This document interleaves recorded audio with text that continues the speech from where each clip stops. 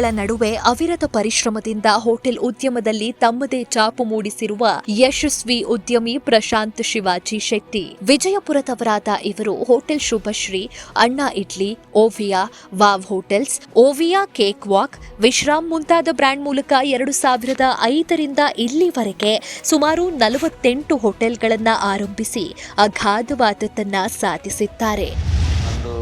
ಉಡುಪಿ ಜಿಲ್ಲೆ ಬ್ರಹ್ಮಾವರ ಅಂತ ತಾಲೂಕಿನ ಹತ್ರ ಕುಂಜಾಲು ಅಂತ ಊರಿದೆ. ಅದರ ಹತ್ರ ಒಂದು 2 ಕಿಲೋಮೀಟ್ರಲ್ಲಿ ಕೆಳಕುಂಜಾಲು ಅಂತ ಊರು, ಒಂದು ಸಣ್ಣ ಹಳ್ಳಿ. ಅಲ್ಲಿ ಒಂದು ಮಿಡಲ್ ಕ್ಲಾಸ್ ಫ್ಯಾಮಿಲಿಯಲ್ಲಿ ನಂದು ಜನ್ಮ ಆಯಿತು. ಆಮೇಲೆ ನಮ್ಮ ತಂದೆಯವರು ಬಿಸ್ನೆಸ್ ಮ್ಯಾನ್, ಅವರು ಬಾಂಬೆಯಲ್ಲಿ ಸೆಟಲ್ ಆಗಿದ್ದರು. ತಾಯಿ ಹೌಸ್ ವೈಫ್. ಸ್ಕೂಲಿಗೆ ಹೋಗ್ತಾ ಬರ್ತಾ ಇದ್ವಿ ಅಲ್ಲೇ ನಿಯರ್ ಬೈ. ಮತ್ತು ಬ್ರಹ್ಮಾವರ ಅಂತ SMS ಪ್ರಿ ಯೂನಿವರ್ಸಿಟಿ ಕಾಲೇಜಲ್ಲಿ PUC ತನಕ ಅಲ್ಲೇ ಓದಿದೆ ನಾನು. ಆವಾಗ ಕಾಲೇಜ್ ಲೈಫ್ ಅಂತಂದರೆ PUC ತನಕ ನಮ್ಮದೇನು ಬಾಲ್ಯ ಅಂತೇನಿದೆ, ಅದರಲ್ಲಿ ತುಂಬ ಆ್ಯಕ್ಟಿವಿಟೀಸ್ ಮಾಡ್ತಾಯಿದ್ದೆ. ಕವನ ಓದ್ತಿದ್ದೆ, ಕವನ ಬರಿತಿದ್ದೆ, ಆಮೇಲೆ ನಾಟಕಗಳಲ್ಲಿ ಪಾರ್ಟಿಸಿಪೇಟ್ ಮಾಡ್ತಿದ್ದೆ. ತುಂಬ ಆ್ಯಕ್ಟಿವ್ ಆಗಿ ಸ್ಕೂಲ್ ಲೈಫ್ ನಮ್ಗೆ ಕಳೀತು. ಮುಂದೆ ನಾನು ಸೆಕೆಂಡ್ PUC ಓದ್ತಿದ್ದಾಗ ನಮ್ಮ ತಂದೆಯವರಿಗೆ ಸ್ವಲ್ಪ ಕಿಡ್ನಿ ವೈಫಲ್ಯ ಆಗಿಬಿಟ್ಟು ಅವ್ರದ್ದು ಅಲ್ಲಿನ ಬಿಸ್ನೆಸ್ ಎಲ್ಲ ಬಾಂಬೆಲಿ ಏನು ಬಿಸ್ನೆಸ್ ಇತ್ತು ಎಲ್ಲ ಕ್ಲೋಸ್ ಮಾಡ್ಕೊಂಡ್ಬಿಟ್ಟು ಊರಿಗೆ ಬಂದುಬಿಡ್ತಾರೆ. ಊರಿಗೆ ಬಂದು ನಿಂತುಬಿಡ್ತಾರೆ. ಅವ್ರಿಗೇನು ಮಾಡೋಕ್ಕಾಗಲ್ಲ. ಮತ್ತು ಮನೆ ಖರ್ಚು ವೆಚ್ಚಗಳೆಲ್ಲ ಜಾಸ್ತಿಯಾಗಿ ಮತ್ತು ಅನಿವಾರ್ಯ ಆಗ್ತದೆ. ನಮ್ಮ ಫ್ಯಾಮಿಲಿ ಇದು ಬ್ಯಾಲೆನ್ಸ್ ಮಾಡ್ಕೊಳ್ಳೋದು ಫೈನಾನ್ಷಿಯಲಿ ಸ್ವಲ್ಪ ಕಷ್ಟ ಆಗ್ತದೆ. ನಮ್ಮ ತಾಯಿಗೆ ಎಲ್ಲ ಹೊರೆ ತಾಯಿ ಮೇಲೆ ಬೀಳ್ತದೆ. ಕೊನೆಗೆ ನನಗೂ ಓದಬೇಕು ಅಂತ ಭಾಳ ಆಸೆ ಇತ್ತು, ಇಷ್ಟ ಇತ್ತು, ಇಚ್ಛೆ ಇತ್ತು. ಆದರೆ ಫೈನಾನ್ಷಿಯಲ್ ಪೊಸಿಷನ್ ತುಂಬ ಕೆಟ್ಟದಾಗಿರೋದ್ರಿಂದ ಊರು ಬಿಡಬೇಕಾದ ಅನಿವಾರ್ಯತೆ ಬಂತು. ಆಮೇಲೆ ಅಲ್ಲಿಂದ ನಾನು ಬಾಂಬೆಗೆ ಹೋದೆ. ಬಾಂಬೆಯಲ್ಲಿ 1-2 ವರ್ಷ ಅಂದರೆ ಫಸ್ಟ್ ಹೋದ ಕೂಡಲೇ ಒಂದು ಪಾನ್ ಶಾಪ್ನಲ್ಲಿ ಪಾನ್ವಾಲಾಗಿ ಕೆಲಸ ಮಾಡಿದೆ 1 ವರ್ಷ. ನಂತರ ವೆಯ್ಟ್ರಾಗಿ ಕೆಲಸ ಮಾಡಿದೆ. ನಂತರ ಒಂದು ಹೋಟೆಲಲ್ಲಿ ರೂಮ್ ಬಾಯ್ ಅಂತ ಕೆಲಸ ಮಾಡಿದೆ. ಮತ್ತು ಸೂಪರ್ವೈಸರ್ ಆದೆ, ಕ್ಯಾಶರ್ ಆದೆ, ಹಾಗೆ ಮ್ಯಾನೇಜರ್ ಪೋಸ್ಟ್ನಲ್ಲಿ ಕೂಡ ಕೆಲಸ ಮಾಡಿದೆ. ಆಮೇಲೆ ನನಗೆ ಓದಬೇಕು ಅನ್ನೋದೊಂದು ಗ್ಯಾಪ್ ಆಗಿಬಿಡ್ತು. ಸೆಕೆಂಡ್ PUC ಕಂಪ್ಲೀಟ್ ಆದಮೇಲೆ ಅಲ್ಲಿ 1-2 ವರ್ಷ ನಂದು ಎಜುಕೇಷನ್ ಸ್ಟಾಪ್ ಆಗಿಬಿಡ್ತು ಈ ಅನಿವಾರ್ಯತೆಯಿಂದಾಗಿ. ಕೊನೆಗೆ ನಾನು ಅಲ್ಲಿಂದ ಮಾವ ಅವರು ಫೋನ್ ಮಾಡ್ತಾರೆ, ನೀನು ಓದಬೇಕು ಅಂತ ತುಂಬ ಆಸೆ ಇದೆ ಅಲ್ಲ, ಇಲ್ಲಿ ಕೋಲ್ಹಾಪುರಕ್ಕೆ ಬಂದುಬಿಡು, ಇಲ್ಲೇ ನಮ್ಮ ಹೋಟೆಲಲ್ಲಿ ಜಾಬ್ ಮಾಡ್ಕೊತ ನೀನು ಓದ್ಬೋದು ಅಂಥೇಳಿ ಒಂದು ಆಪರ್ಚುನಿಟಿ ಕೊಟ್ಟು ಕರೆದ್ರು, ಬಾ ಅಂಥೇಳಿ. ಆವಾಗ ಅದು ಆ ಒಳಗಡೆಯಿಂದ ಓದಬೇಕು ಅನ್ನೋ ಇಚ್ಛೆ ಇದ್ದಿದ್ದರಿಂದ ಆಯಿತು ಹಾಗೆ ಮಾಡೋಣ ಅಂತ ಇದನ್ನೆಲ್ಲ ಬಿಟ್ಟು ಸೀದಾ ಕೋಲ್ಹಾಪುರಕ್ಕೆ ಹೋದೆ. ಕೋಲ್ಹಾಪುರದಲ್ಲಿ ಬೆಳಗ್ಗೆ 6 ಗಂಟೆಗೆ ಹೇಳೋದು, ರೆಡಿಯಾಗಿ 7 ಗಂಟೆಗೆ ಕಾಲೇಜಿಗೆ ಹೋಗೋದು. BA ಜಾಯ್ನ್ ಆದೆ, ಕಾಲೇಜಿಗೆ ಹೋಗೋದು. ಮತ್ತು 11:30-12 ಗಂಟೆ ಅಂತ ಬಿಡ್ತಿತ್ತು ಕಾಲೇಜು. ಸೀದಾ ಕಾಲೇಜಿಂದ ಸೀದಾ ಹೋಟೆಲಿಗೆ ಬಂದುಬಿಡೋದು. ಡ್ಯೂಟಿ ಸ್ಟಾರ್ಟ್ 12:30-1 ಗಂಟೆಯಿಂದ ಡ್ಯೂಟಿ ಸ್ಟಾರ್ಟ್. ಎಲ್ಲ ಮುಗಿಸ್ಕೊಂಡು ಎಲ್ಲ ಡ್ಯೂಟಿ ಮುಗಿದು ಮನೆ ಬರುವಾಗ ಮತ್ತು ರಾತ್ರಿ 12:30-1 ಗಂಟೆ ಆಗ್ತಿತ್ತು. ಯಾಕಂದ್ರೆ ಅದು ಬಾರ್ ಆ್ಯಂಡ್ ರೆಸ್ಟೋರೆಂಟ್ ಇತ್ತು. 1 ಗಂಟೆ ಆಗ್ತಿತ್ತು. ಅದನ್ನು ಮಾಡ್ಕೋತ ಹಾಗೆ ಹೋಟೆಲ್ ಇಂಡಸ್ಟ್ರಿ ಒಳಗೂ ನನಗೆ ಎಕ್ಸ್ಪೀರಿಯನ್ಸ್ ಆಯಿತು. ಸ್ವಲ್ಪ ಕಷ್ಟ ಆಯಿತು ಕಾಲೇಜ್ ಮಾಡೋದು, ಅಂದ್ರೂ ಹಾಗೆ ಮುಂದುವರಿಸಿದೆ. ಮೊದಲಿನಿಂದಲೂ ಪ್ರಶಾಂತ್ ಅವರಿಗೆ ಸ್ವಂತ ಉದ್ಯಮ ಮಾಡಬೇಕೆಂಬ ಛಲವಿತ್ತು.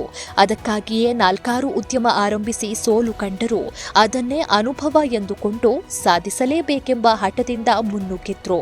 ದೊಡ್ಡ ಬಂಡವಾಳ ಇಲ್ಲದ ಕಾರಣ ಒಳ್ಳೆಯ ಪಾಲುದಾರರ ಹುಡುಕಾಟದಲ್ಲಿದ್ರು. ಆಗ ಕೊಲ್ಹಾಪುರದಲ್ಲಿ ಪರಿಚಯವಾದವರೇ ಶಾಂತೇಶ ಕಳಸಗೊಂಡ ಎಂಬ ಮತ್ತೊಬ್ಬ ಅಪ್ರತಿಮ ಸಾಧಕ. ಉದ್ಯಮದಲ್ಲಿ ಯಾವುದೇ ಒಂದು ಸಂಸ್ಥೆಯನ್ನು ಸರಿಯಾದ ರೀತಿಯಲ್ಲಿ ಬೆಳೆಸಬೇಕು ಅಂತಂದರೆ ಅದಕ್ಕೆ ಸಹಕಾರ ಬಹಳ ಮುಖ್ಯವಾದಂಥ ವಿಚಾರ. ಯಾಕೆಂತಂದರೆ ಇವತ್ತಿನ ದಿವಸ ಸಹಕಾರ ಕೊಟ್ಟು ಕೆಲಸ ಮಾಡುವಂಥ ಜನ ಕಡಿಮೆ. ಬಹಳ ಕಡಿಮೆ ಸಮಯದಲ್ಲಿ ನಾನು ಎತ್ತರಕ್ಕೆ ಬೆಳಿಬೇಕು ಅನ್ನೋ ಒಂದು ವಿಶ್ವಾಸ ಇಟ್ಕೊಂಡು ಜನ ಮುಂದೆ ಬರ್ತಾರೆ. ಬಟ್ ಅದು ಆಗಲ್ಲ. ಬಟ್ ಈ ವಿಷಯದಲ್ಲಿ ನಾನು ಎಷ್ಟು ಲಕ್ಕಿ ಇದ್ದೀನಿ ಅಂತಂದರೆ, ನನಗೆ ಒಬ್ಬರು ಪ್ರಶಾಂತ್ ಶೆಟ್ಟಿ ಅನ್ನೋರು ಯಾವಾಗ ನಾನು ಕೊಲ್ಹಾಪುರದಲ್ಲಿ ಅವ್ರದ್ದೊಂದು ಭೇಟಿ ಆಯ್ತಲ್ಲ, ಆ ಸಮಯದಲ್ಲಿ ಅವ್ರನ್ನ ಕಂಡ ತಕ್ಷಣ ನನಗೇನೋ ಅನ್ನಿಸ್ತು, ಇಂಥ ಹುಡುಗ ನನ್ನ ಜೊತೆ ಇದ್ದರೆ ಅಥವಾ ನಾನು ಅವನು ಒಟ್ಟಿಗೆ ಕೆಲಸ ಮಾಡಿದ್ರೆ ಈ ಹೋಟೆಲ್ ಉದ್ಯಮದಲ್ಲಿ ಏನಾದರೂ ಒಂದು ಅಳಿಲು ಸೇವೆ ನಾವು ಮಾಡ್ಬೋದು ಈ ಸಮಾಜಕ್ಕೆ ಅಂತ ಹೇಳಿ ವಿಚಾರ ಇಟ್ಕೊಂಡು ನಾವು 2006ರಲ್ಲಿ ಇಬ್ಬರು ಒಟ್ಟಿಗೆ ಸೇರಿ ಹೋಟೆಲ್ ಉದ್ಯಮವನ್ನು ಸ್ಟಾರ್ಟ್ ಮಾಡಿದೆ. ಈ ಹೋಟೆಲ್ ಉದ್ಯಮ ಸ್ಟಾರ್ಟ್ ಮಾಡಿದಾಗ ನಾವಿಬ್ಬರು ಸೇಮ್ ಅದೇ ಪರಿಸ್ಥಿತಿಯಲ್ಲಿದ್ದವರು. ಯಾವುದೇ ಒಂದು ಹಣಕಾಸಿನ ವ್ಯವಸ್ಥೆ ಇಲ್ಲ ಮತ್ತು ಬೇರೆಯವರ ಮನೆಯಿಂದ ಯಾರ್ದು ಒಂದು ಸಪೋರ್ಟ್ ಇರಲಿಲ್ಲ. ಇಂಥ ಒಂದು ಸಮಯದಲ್ಲಿ ನಾವಿಬ್ಬರು ಒಟ್ಟಿಗೆ ಸೇರಿ ಕೆಲಸ ಮಾಡಬೇಕಾದ್ರೆ ಆ ಪ್ರಶಾಂತ್ನಲ್ಲಿ ಇರುವಂಥ ಒಂದು ಸಹನೆ, ಪ್ರಯತ್ನ ದೃಢ ಸಂಕಲ್ಪ ಬಹಳನೇ ವಿಶೇಷವಾಗಿತ್ತು. ಅದು ನೋಡಿದಾಗ ನನಗೆ ಅನಿಸೋದು ಇಂಥ ಹುಡುಗ ಸಿಕ್ಕರೆ ಇನ್ನೇನಾದರೂ ಮಾಡ್ಬೋದಲ್ಲ ಅಂತ ಹೇಳಿ. ಸೊ ಆ ರೀತಿಯಲ್ಲಿ ನಾನು ಯಾವ್ಯಾವ ಅವನ ಜೊತೆ ಏನಾದರೂ ವಿಚಾರ ಮಾತಾಡೋದು ಆಲ್ವೇಸ್ ಹೀ ಪಾಸಿಟಿವ್. ಏನೇ ವಿಷಯ ತೆಗೆದ್ರೂ ಸರ್ ಇದು ಹಾಗೇ ಆಗತ್ತೆ, ಇದನ್ನು ಮಾಡೋಣ ಅಂತ ಹೇಳ್ತಿದ್ದ. ಸೊ ಅಂಥ ವಿಷಯ ಇಟ್ಕೊಂಡು ನಾವು ಇಬ್ಬರು ಒಟ್ಟಿಗೆ ಸೇರಿ ಸ್ಟಾರ್ಟ್ ಮಾಡಿದಾಗ ಸುಮಾರು 40ರಿಂದ 45 ಹೋಟೆಲ್ಗಳನ್ನು ನಾವು ಶುರು ಮಾಡಿದ್ದೀವಿ. ವಿಷನ್ಸ್ ಭಾಳ ಇತ್ತು, ಏನಾದರೂ ಮಾಡಬೇಕು. ಯಾರು ಅದಕ್ಕೆ ಫೈನಾನ್ಷಿಯಲಿ ನನ್ನ ಹತ್ರ ಕೆಪಾಸಿಟಿ ಇರಲಿಲ್ಲ. ಯಾರನ್ನಾರು ಜೊತೆಗೂಡಿ ಇಬ್ಬರು ಪಾರ್ಟ್ನರ್ಶಿಪ್ಪಲ್ಲಿ ಏನಾದರೂ ಮಾಡಬೇಕಂತ ಹೇಳಿ ಹಾಗೆ ಹುಡುಕಾಡ್ತಿದ್ದಾಗ ನಮ್ಮ ಶಾಂತೇಶ್ ಅಣ್ಣ ಅವ್ರದ್ದು ಪರಿಚಯ ಆಯಿತು. ಮಾತಾಡ್ಕೊಂಡ್ವಿ, ಏನಾದರೂ ಮಾಡೋಣ. ಅವ್ರದ್ದು ವಿಷನ್ನು ನಮ್ಮದು ವಿಷನ್ನು ಸೇಮ್ ಇತ್ತು. ಅಲ್ಲಿಂದ ನಾವು ಅದೇ ಒಂದು 5-6 ದಿನದಲ್ಲಿ ಅದೊಂದು ಏನು ಚಮತ್ಕಾರ ಗೊತ್ತಿಲ್ಲ. 2005 25ನೇ ಡಿಸೆಂಬರಲ್ಲಿ ನಾವು ಒಟ್ಟಾದ್ವಿ, ಒಂದೇ ದಿನ ಒಂದು ಕಡೆ. 5-6 ದಿನವೂ ನಾವು ಅವ್ರ ಜೊತೆ ಒಟ್ಟಿಗೆ ಕೆಲಸ ಮಾಡಿಲ್ಲ. ನಾವು ಹೋಟೆಲ್ ಹುಡುಕಾಡೋಕ್ಕೆ ಸ್ಟಾರ್ಟ್ ಮಾಡಿದ್ವಿ. ಇಮ್ಮಿಡಿಯೇಟ್ ನಮಗೆ ಬಿಜಾಪುರದಲ್ಲಿ ಟೌನ್ ಪ್ಯಾಲೇಸ್ ಹೋಟೆಲದು ಆಫರ್ ಬಂದ್ಬಿಟ್ಟು.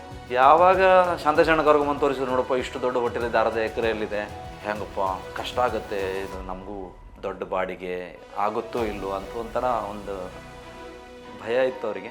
ನಾನಂದೇ ಇಲ್ಲ, ನಾನು ಇದರೊಳಗೆ ನನಗೆ ಎಕ್ಸ್ಪೀರಿಯೆನ್ಸ್ ಇದೆ ಮತ್ತು ಇದರಲ್ಲಿ ಫ್ಯೂಚರ್ ಇದೆ ಅಂತ ನನಗೆ ಈ ಪ್ರಾಪರ್ಟಿ ನೋಡಿದ ಕೂಡಲೇ ಅನ್ನಿಸ್ತಿದೆ. ಮಾಡೋಣ, ಆಗ್ತದೆ, ಗ್ಯಾರಂಟಿ ಇದರಲ್ಲಿ ಬಿಸ್ನೆಸ್ ಆಗುತ್ತೆ ಅಂತ ಒಂದು ಹೋಗಿ ತೋರಿಸಿದಾಗ ಡೀಲ್ ಮಾಡಿ ಇದು ಮಾಡಿದ್ವಿ. ಆ ಪ್ರಾಪರ್ಟಿ ಓನರ್ ಕೂಡ ನಮಗೂ ತುಂಬ ಕೋಆಪ್ರೇಟ್ ಮಾಡಿದರು, ಸಪೋರ್ಟ್ ಮಾಡಿದರು. ಆಮೇಲೆ ಯಾವಾಗ ಆ ಜರ್ನಿ ಅಲ್ಲಿಂದ ಟೌನ್ ಪ್ಯಾಲೇಸಿಂದ ನಮ್ಮದೇನು ಕರಿಯರ್ ಸ್ಟಾರ್ಟ್ ಆಯಿತು, ನಾವು ಹಿಂದುಗಡೆ ನೋಡಲಿಲ್ಲ. ಮೊದಲು ಸ್ಟಾರ್ಟಿಂಗ್ನಲ್ಲಿ ಬಿಸ್ನೆಸ್ ತುಂಬ ಕಡಿಮೆ ಇತ್ತು. ದಿನೇ ದಿನೇ ದಿನೇ ದಿನೇ ದಿನೇ ಅದು ಜಾಸ್ತಿ ಆಗ್ತಾ ಆಗ್ತಾ ಆಗ್ತಾ ತುಂಬ ಸಕ್ಸಸ್ ನೋಡಿದ್ವಿ. ಅದರ ನಂತರ 2ನೇದಾಗಿ ಶುಭಶ್ರೀ ಹೋಟೆಲ್ ನಮ್ಗೆ ಆಫರ್ ಬಂತು, ಇದನ್ನು ಮಾಡಿದ್ವಿ. ಹಾಗೆ ಶಾಂತಿ ಸಾಗರ್ ಮುಧೋಳದಲ್ಲಿ, ಬಾಗಲಕೋಟದಲ್ಲಿ. ಹಾಗೆ ಲಲಿತ್ ಮಾಲ್ ಹೋಟೆಲ್ ಕೂಡ ನಮಗೆ ಪ್ರಪೋಸಲ್ ಬಂತು, ಅದನ್ನು ಕೂಡ ಸ್ಟಾರ್ಟ್ ಮಾಡಿದ್ವಿ. ಹಾಗೆ ಹೆಚ್ಚು ನಾವು ಬಿಸ್ನೆಸ್ ನಡೆಸ್ಲಿಕ್ಕೆ ಆಗದೆ ಅಥವಾ ಸರಿಯಾಗಿ ನಡೆದೆ ಫೇಲ್ ಆಗಿರೋ ಹೋಟೆಲ್ಗಳನ್ನು, ಬಂದು ಬಿದ್ದಿರೋ ಹೋಟೆಲ್, ಈವನ್ ಈ ಶುಭಶ್ರೀ ಹೋಟೆಲ್ ಕೂಡ ಬಂದಾಗಿ 2 ತಿಂಗಳಾಗಿತ್ತು. ಲಾಸ್ ಆಗಿ ಯಾರೋ ನಡೆಸಿ ಲಾಸ್ ಆಗಿ ಹೋಗಿದ್ದರು. ಅದನ್ನು ತೊಗೊಂಡು ನಾವು ಸಕ್ಸಸ್ ಮಾಡಿದ್ವಿ. ಶಾಂತಿ ಸಾಗರ್ ಹೋಟೆಲ್ ಬಿಸ್ನೆಸ್ ತುಂಬ 6,000-7,000ಕ್ಕೆ ಬಂದಿತ್ತು. ಅದನ್ನು ತೊಗೊಂಡು ಅದು ಕೂಡ ಸಕ್ಸಸ್ ಆಯಿತು. ಹಾಗೆ ಪ್ರತಿಯೊಂದರಲ್ಲೂ ನಮಗೆ ಯಶಸ್ಸು ಸಿಕ್ತು. ಕಾಲಮಾನಕ್ಕೆ ತಕ್ಕಂತೆ ಗ್ರಾಹಕರನ್ನ ಆಕರ್ಷಿಸುವುದೇ ಹೋಟೆಲ್ ಉದ್ಯಮದ ಹೆಗ್ಗಳಿಕೆ. ಪಿಜ್ಜಾ, ಬರ್ಗರ್, ಸ್ಯಾಂಡ್ವಿಚ್ನಂತಹ ತಿನಿಸುಗಳು ಸಾಕಷ್ಟು ಜನಮನ್ನಣೆ ಪಡೆಯುತ್ತಿದ್ರೂ ನಮ್ಮ ಸಾಂಪ್ರದಾಯಿಕ ಶೈಲಿಯ ಇಡ್ಲಿ ಹೋಟೆಲ್ ಅನ್ನ ಮಹಾರಾಷ್ಟ್ರದ ಸೊಲ್ಲಾಪುರದ ಅಣ್ಣ ಇಡ್ಲಿ ಹೆಸರಲ್ಲಿ ಆರಂಭಿಸಲಾಯಿತು. ಗ್ರಾಹಕರು ಅದನ್ನ ಮೆಚ್ಚಿಕೊಂಡರಲ್ಲದೆ ಅತ್ಯದ್ಭುತವಾದ ಯಶಸ್ಸನ್ನ ತಂದುಕೊಟ್ರು. ಅಣ್ಣ ಇಡ್ಲಿಯ ಯಶಸ್ಸು, ಗುಣಮಟ್ಟ, ವೈಶಿಷ್ಟ್ಯತೆ ಗಮನಿಸಿದ ಹಲವರು ಅಣ್ಣ ಇಡ್ಲಿಯ ಫ್ರಾಂಚೈಸಿ ಪಡೆಯಲು ಮುಂದಾದ್ರು. ಅದರ ಪರಿಣಾಮ ಸೊಲ್ಲಾಪುರದಲ್ಲಿ 3 ಶಾಖೆಗಳನ್ನು ನೀಡಲಾಯಿತು. ನಂತರ ವಿಜಯಪುರದಲ್ಲಿ 3, ಪುಣೆಯಲ್ಲಿ 4 ಶಾಖೆಗಳು ಸಂಪೂರ್ಣ ಬ್ರ್ಯಾಂಡಿಂಗ್ನೊಂದಿಗೆ ಗುಣಮಟ್ಟದ ಇಡ್ಲಿಯನ್ನು ಪೂರೈಸುವ ಮೂಲಕ ಗ್ರಾಹಕರ ಮನದಲ್ಲಿ ನೆಲೆಯೂರಿ ದೊಡ್ಡ ಗಾತ್ರದ ಯಶಸ್ಸಿಗೆ ಕಾರಣವಾಯಿತು. ಫ್ರಾಂಚೈಸಿ ಅನ್ನೋ ಐಡಿಯಾನ ಗ್ರಾಹಕರೇ ಕೊಟ್ಟರು ಅಂತ ನಾವು ಹೇಳ್ಬೋದು. ಕಸ್ಟಮರೇ ಹೇಳ್ತಾ ಇದ್ರು, ಇಷ್ಟು ಒಳ್ಳೆ ಕ್ವಾಲಿಟಿ, ಇಷ್ಟು ಒಳ್ಳೆ ಆಂಬಿಯನ್ಸ್, ಫುಡ್ಡು, ನಮಗೆ ತುಂಬ ಖುಷಿ ಆಗುತ್ತೆ ಇಲ್ಲಿ ಬರೋಕ್ಕೆ. ನಾವು ಭಾಳ ದೂರದಿಂದ ಬರ್ತಾ ಇದ್ದೇವೆ. ನಮ್ಮ ಫ್ರೆಂಡ್ಸು ಎಲ್ಲ ಕೇಳ್ತಾರೆ, ಅಣ್ಣ ಇಡ್ಲಿಯಲ್ಲಿ ನಿಮ್ಮೂರಲ್ಲಿ ಅಂತ. ನಮ್ಮೂರಲ್ಲೂ ಈ ಥರ ಒಂದು ಫುಡ್ ಜನರಿಗೆ ಕೊಡಬೇಕಂತ ನಮ್ಗೆ ಅನಿಸ್ತಿದೆ. ನಮ್ಮಲ್ಲೂ ನಮಗೂ ಫ್ರಾಂಚೈಸಿ ಕೊಡ್ತೀರಾ ಅಂತ ಅವರೇ ಕೇಳ್ತಾರೆ. ನೀವು ಬ್ರ್ಯಾಂಡ್ ಕೊಡಿ ನಮಗೆ ಅಂತ, ನಿಮ್ಮ ಬ್ರ್ಯಾಂಡ್ ತುಂಬ ಆಯಿತು ಅಂತೇಳಿ ನಾವು 1-2 ಬ್ರ್ಯಾಂಚ್ ಸೋಲಾಪುರದಲ್ಲಿ, ಆಮೇಲೆ ಅದರ ನಂತರ ಬಿಜಾಪುರದಲ್ಲಿ 1-2 ಬ್ರ್ಯಾಂಚ್ ಆಗುತ್ತೆ. ಆಮೇಲೆ ಕೋಲ್ಹಾಪುರದಲ್ಲಿ ಅಣ್ಣ ಇಡ್ಲಿ ಆಯಿತು, ಶುಭಶ್ರೀ ಬ್ರ್ಯಾಂಡ್ ಆಯಿತು, ಗುಲ್ಬರ್ಗ, ಆಮೇಲೆ ಈ ಕಡೆ ಬಾಗಲಕೋಟೆ ಮುಧೋಳದಲ್ಲಿ. ಹಾಗೆ ಓವಿಯಾ ಬ್ರ್ಯಾಂಡ್ ಅಂತ ಕೂಡ ಅದನ್ನು ಕೂಡ ಡೆವಲಪ್ ಮಾಡಿದ್ವಿ. ಅದರದ್ದು ಫ್ರಾಂಚೈಸಿ ಮುಧೋಳದಲ್ಲಿ ಕೊಟ್ವಿ. ಆಮೇಲೆ ಈಗ ಲಾಡ್ಜಿಂಗ್ದು ಒಂದು ಸೆಗ್ಮೆಂಟ್ ಸಪ್ರೇಟ್ ಮಾಡೋಣ ಅಂಥೇಳಿ VOV ವಾವ್ ಅಂಥೇಳಿ ಅದರದ್ದು ಒಂದು ಬ್ರ್ಯಾಂಡ್ ಕ್ರಿಯೇಟ್ ಮಾಡಿ ಇವತ್ತು ಬಿಜಾಪುರದಲ್ಲಿ ಅದು ತುಂಬ ಚೆನ್ನಾಗಿ ಸಕ್ಸಸ್ಫುಲ್ಲಾಗಿ ನಡೀತಿದೆ. ವಿಶ್ರಾಮ್ ಅಂತ ಒಂದು ಬ್ರ್ಯಾಂಡ್ ಮಾಡಿದ್ವಿ, ಅದು ಕೂಡ ಲಾಡ್ಜಿಂಗ್ ರಿಲೇಟೆಡ್. ಇಲ್ಲಿವರೆಗೂ ಕೂಡ ನಾವು ಯಶಸ್ಸನ್ನು ಕಂಡಿದ್ದೀವಿ. ಕೆಲವೊಂದು ಕಡೆ ಸ್ಟಾರ್ಟಿಂಗ್ನಲ್ಲಿ ನಾವು ಫೇಲ್ಯೂರ್ ಆಗಿದೆ, ಇಲ್ಲ ಅಂತಲ್ಲ. ಅದರ ನಂತರ ನಮಗೆ ಎಲ್ಲಿಯೂ ತೊಂದರೆ ಆಗಲಿಲ್ಲ. ಹಾಗೆ ಮುಕ್ತವಾಗಿ ನಡೀತಾ ಇದೆ, ತುಂಬ ಚೆನ್ನಾಗಿ ನಡೀತಾ ಇದೆ. ಇನ್ನೂ ಏನಾದರೂ ಮಾಡಬೇಕು, ವಿದೇಶಗಳಲ್ಲೂ ಕೂಡ ಮಾಡಬೇಕು. ನಮ್ಮ ಈ ಪ್ರಾಡಕ್ಟನ್ನು, ನಮ್ಮ ಭಾರತ ದೇಶದ ಪ್ರಾಡಕ್ಟನ್ನು ವಿದೇಶದಲ್ಲೂ ಕೂಡ ತೊಗೊಂಡು ಹೋಗಬೇಕು ಅಂಥೇಳಿ ಈವನ್ ದುಬೈಯಿಂದ, ಸಿಂಗಾಪುರದಿಂದ ಎಲ್ಲ ಫ್ರಾಂಚೈಸಿ ಕೇಳಿದ್ದಾರೆ. ಅದರ ತಯಾರಿಯಲ್ಲಿ ಹಂತದಲ್ಲಿ ನಾವಿದ್ದೀವಿ. ಸರ್, ಅಣ್ಣ ಇಡ್ಲಿ ಜೊತೆಗೆ ಇನ್ವೆಸ್ಟರ್ಸ್ಗಳ ಡಿಮಾಂಡ್ ಪ್ರಕಾರ ನಾರ್ತ್ ಇಂಡಿಯನ್ ಬೇಕು, ಸೌತ್ ಇಂಡಿಯನ್ನೂ ಬೇಕು, ಚಾಟ್ಸು, ಪಾವ್ ಭಾಜಿ ಎಲ್ಲನೂ ಬೇಕಂದಾಗ ನಾವು ಶುಭಶ್ರೀ ಅಂತ ಬ್ರ್ಯಾಂಡಲ್ಲಿ ಕೊಡ್ತೀವಿ. ಅಲ್ಲಿ ಪ್ರಾಪರ್ಟಿಯಲ್ಲಿ ರೂಮ್ಸ್ ರಿಲೇಟೆಡ್ ರೂಮ್ಸ್ ಇದೆ ಅಂತ ಅಲ್ಲಿ VOV ವಾವ್ ಅಂತ ಒಂದು ಬ್ರ್ಯಾಂಡ್ ಮಾಡಿದ್ದೀವಿ. ಆ ಬ್ರ್ಯಾಂಡ್ ನೇಮ್ ನಾವು ಕೊಡ್ತೀವಿ. ಅದೇ ಥರ ಪಿಜ್ಜಾ, ಬರ್ಗರ್, ಇಟಾಲಿಯನ್ ಫುಡ್ಸ್ ಬಂದಾಗ ನಾವು ಅದಕ್ಕೆ ಓವಿಯಾ ಅಂತ ಒಂದು ಕಾನ್ಸೆಪ್ಟ್ ಮಾಡಿದ್ದೀವಿ. ಹಾಗೆ ಕೇಕ್ ರಿಲೇಟೆಡ್ ಒಂದು ಕೇಕ್ ವಾಕ್ ಅಂತ ಅದು ಒಂದು ಬ್ರ್ಯಾಂಡ್ ಆಗಿ ಕ್ರಿಯೇಟ್ ಮಾಡಿ ಇವತ್ತಿನ ದಿವಸ ಅದು 12-13 ಬ್ರಾಂಚ್ ಆಗಿದೆ. ಕಷ್ಟಪಟ್ಟು ಕಟ್ಟಿದ್ದ ಯಶಸ್ಸಿನ ಶಿಖರ ಒಮ್ಮೆಲೆ ಕುಸಿಯಿತು. ವ್ಯವಹಾರದಲ್ಲಿ ಸಂಪೂರ್ಣ ನಷ್ಟವಾಯಿತು. ಮುಂದೇನು ಎಂಬ ಸಂಕಷ್ಟದಲ್ಲಿದ್ದಾಗ ಯೋಚನೆಗೆ ಬಂದಿದ್ದು ಆಗ್ರೋ ಇಂಡಸ್ಟ್ರಿ. ಸೀಡ್ಸ್ ಮತ್ತು ಪೆಸ್ಟಿಸೈಡ್ಸ್ ಉದ್ಯಮಕ್ಕೆ ಅವರು ಇಳಿದ್ರು. ಅವರು ನಂಬಿದ ಪ್ರಾಮಾಣಿಕತೆ, ಸೇವಾ ಮನೋಭಾವ ವರವಾಗಿ ಯಶಸ್ಸು ಕಂಡರು. ನಂತರ ಬ್ಯೂಟಿ ಪಾರ್ಲರ್ ಮತ್ತು ಸಲೂನ್ ಉದ್ಯಮದಲ್ಲಿ ಇಳಿದು ಅದರಲ್ಲೂ ಉತ್ತಮ ಪ್ರತಿಕ್ರಿಯೆ ಬಂದು ವ್ಯವಹಾರದಲ್ಲಿ ಯಶಸ್ಸು ಕಂಡಿದ್ದು ಇತಿಹಾಸ. ಕೊರೋನಾ ಕಾಲಘಟ್ಟ ಅನ್ನೋದು ನಮಗೆ ಒಂದು ಸ್ವಲ್ಪ ಭಾಳ ದುಸ್ವಪ್ನವಾಗಿ ಕಾಡ್ತು ಅಂತಲೇ ಹೇಳ್ಬೋದು. ಯಾಕಂದರೆ ನಾವು ಒಂದು ಭಾಳ ಸ್ಪೀಡಾಗಿ ಹೊರಟಿದ್ವಿ. ನಾವೇ ಹೇಳ್ತಿದ್ವಿ ನಮ್ಮ ಫುಡ್ ಇಂಡಸ್ಟ್ರಿಗೆ ಸಾವಿಲ್ಲ, ಇದಕ್ಕೆ ಕೊನೆ ಇಲ್ಲ.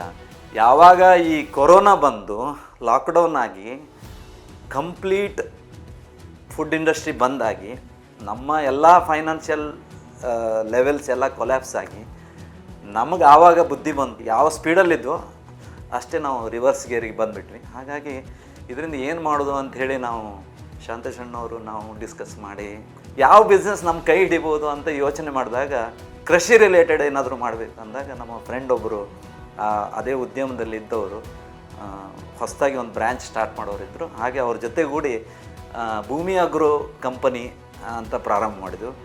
ಅದು ಕೂಡ ಏಕ್ದಮ್ ಅದರಲ್ಲೂ ಕೂಡ ಬೂಮಾಗಿ ಒಳ್ಳೆಯ ಒಂದು ಯಶಸ್ಸು ಬಂದು ಒಂದು ಎರಡು ವರ್ಷಗಳಲ್ಲೇ ಇನ್ನೊಂದು ಭೂಮಿ ಅಗ್ರೋ ಕೇರ್ ಅಂತ ಮಾಡ್ತೀವಿ. ಸುಮಾರು 7,000 ಸ್ಕ್ವೇರ್ ಫೀಟ್ ಏರಿಯಾದಲ್ಲಿ ಒಂದು ದೊಡ್ಡ ಗೋಡೌನ್ ಮಾಡಿ, ಹಾಗೆ ಅದ್ರ ಜೊತೆಗೆ ಇನ್ನೂ ಏನಾದರೂ ಮಾಡಬೇಕು, ಒಂದೇ ಫೀಲ್ಡಲ್ಲಿ ನಾವು ಇರಬಾರ್ದು, ಬೇರೆ ಬೇರೆ ಬೇರೆ ಫೀಲ್ಡ್ ಇರಬೇಕು ಅಂಥೇಳಿ ಸೆಲೂನ್ ಉದ್ಯಮಕ್ಕೆ ಇಳಿದು ನ್ಯಾಚುರಲ್ಸ್ ಅಂತ ಒಂದು ಬ್ರ್ಯಾಂಡ್ದು ಫ್ರ್ಯಾಂಚೈಸಿ ತೊಗೊಂಡು ಬಿಜಾಪುರದಲ್ಲಿ ಪ್ರಾರಂಭ ಮಾಡಿದ್ವಿ. ಅದು ಕೂಡ ಅತ್ಯದ್ಭುತವಾದ ಯಶಸ್ಸು ನಮಗೆ ಸಿಕ್ತು. ಅದರಲ್ಲಿ ಇವತ್ತಿನ ದಿನ ಎಲ್ಲವೂ ಕೂಡ ತುಂಬ ಚೆನ್ನಾಗಿ ನಡೀತಿದೆ. ಪ್ರಶಾಂತ್ ಅವರ ಪ್ರತಿ ಹೆಜ್ಜೆಯಲ್ಲೂ ಅವರ ಜೊತೆಗೆ ಶಕ್ತಿ ರೂಪಿಣಿಯಾಗಿ ನಿಂತಿರುವವರು ಪತ್ನಿ ಸುಮಿತ್ರಾ ಹಾಗೂ ಅವರ 2 ಮಕ್ಕಳು. ಪ್ರಶಾಂತ್ ಅವರು ಸಂಸ್ಥೆಯ ಉದ್ಯೋಗಿಗಳನ್ನ ಬಹಳ ಪ್ರೀತಿಯಿಂದ ನೋಡಿಕೊಳ್ಳುತ್ತಾರೆ.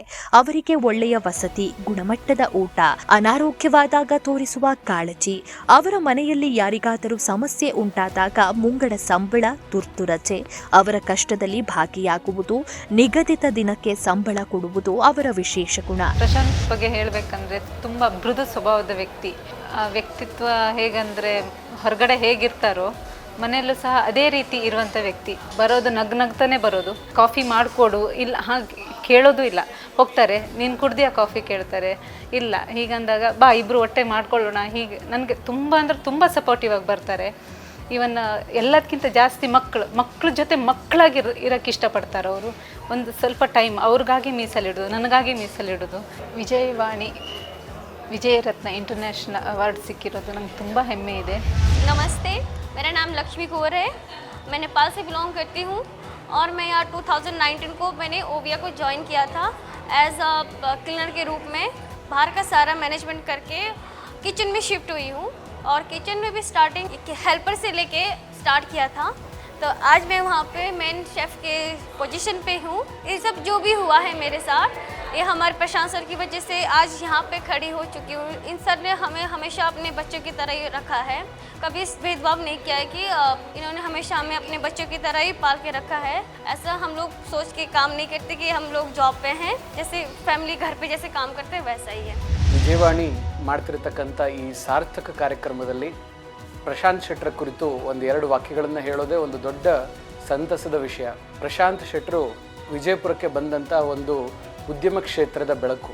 ಪ್ರಶಾಂತ್ ಶೆಟ್ಟಿಯವರು ಶ್ರೀಯುತ ಶಾಂತೇಶ್ ಕಳಿಸ್ಕೊಂಡವರು ಅಣ್ಣ ಇಡ್ಲಿ, ಶುಭಶ್ರೀ, ಓವಿಯಾ, ಕೇಕ್ ವಾಕ್ ಮೂಲಕ ಸುಮಾರು 1,000 ಜನ ಯುವಕರಿಗೆ ಈ ದಿನ ಉದ್ಯಮವನ್ನು ನೀಡಿ ವಿಜಯಪುರ, ಕೊಲ್ಲಾಪುರ, ಮುಂಬೈ ಹಾಗೂ ಶೋಲಾಪುರಗಳಲ್ಲಿ ತಮ್ಮ ಬ್ರಾಂಚಸ್ಗಳನ್ನು ತೆಗೆದು ನೂರಾರು ಜನರ ಸೇವೆಯನ್ನು ಏಕಕಾಲದಲ್ಲಿ ಮಾಡ್ತಿದ್ದಾರೆ. ಈ ಇಬ್ಬರು ಉತ್ಸಾಹಿ ಯುವಕರನ್ನು ಗುರುತಿಸ್ತಿರ್ತಕ್ಕಂತಹ ವಿಜಯವಾಣಿಯ ಈ ಕಾರ್ಯ ಅತ್ಯಂತ ಶ್ಲಾಘನೀಯ. ವಿಜಯರತ್ನ ಪ್ರಶಸ್ತಿ ತಾವು ಪ್ರಶಾಂತ್ ಶೆಟ್ಟರಿಗೆ ಕೊಡ್ತಾ ಇರುವಂಥದ್ದು ಒಂದು ಗೌರವ ಹಾಗೂ ಜನತೆಗೆ ದುಡಿಮೆಯಲ್ಲಿ ಇರತಕ್ಕಂಥ ನಂಬಿಕೆಯನ್ನು ಹೆಚ್ಚುಗೊಳಿಸಲಿಕ್ಕೆ ಇದು ಸಹಕಾರಿಯಾಗಿದೆ ಅಂತ ಹೇಳಿ ಭಾವಿಸ್ತೇನೆ. ಹೋಟೆಲ್ ಉದ್ಯಮಿ ಆತ್ಮೀಯ ಸಹೋದರ ಪ್ರಶಾಂತ್ ಶೆಟ್ಟಿಯವರು ಈ ನಾಡಿನ ಪ್ರತಿಷ್ಠಿತ ವಿಜಯವಾಣಿ ಪತ್ರಿಕೆಯವರು ಕೊಡಮಾಡಲಿರುವ ಮಲೇಸಿಯಾದಲ್ಲಿ ನಡೆಯುವ ಪ್ರತಿಷ್ಠಿತ ಸಮಾರಂಭದಲ್ಲಿ ವಿಜಯರತ್ನ ಪ್ರಶಸ್ತಿ ಪುರಸ್ಕೃತರಾಗಿರುವುದು ನಮ್ಮೆಲ್ಲರಿಗೂ ಅತ್ಯಂತ ಹೆಮ್ಮೆಯ ಸಂಗತಿ. ಒಂದು ದಶಕದಿಂದ ನನ್ನ ಆತ್ಮೀಯ ಸಹೋದರ ಪ್ರಶಾಂತ್ ಶೆಟ್ಟಿಯವರನ್ನು ಬಲ್ಲೆ.